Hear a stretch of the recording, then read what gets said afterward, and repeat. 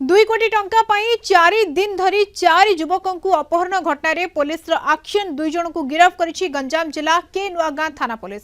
गिरफ अभियुक्त हेले भोड़ा सिंगी गाँव पृथ्वीराज साहू एवं फेरार अभियुक्त नूतन पात्र स्त्री सुनीता बेहेरा।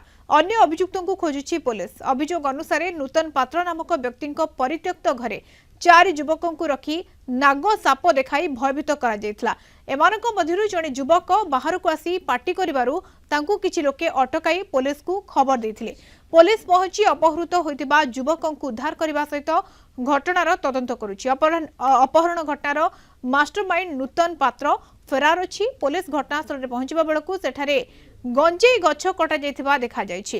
किडनैप पछरे टंका कारबार ना गंजेई कारबार लिंक खोजुछि पुलिस। अपहरणकारी भुवनेश्वर डाकिबा परे एमाने 4 जण काहेकि सेठाकु जायथिले, अपहृतंक मध्यरु केही अपहरणकारीक परिचय थिला कि एभली नाना दिगकु नै तदंत चलाइछि पुलिस।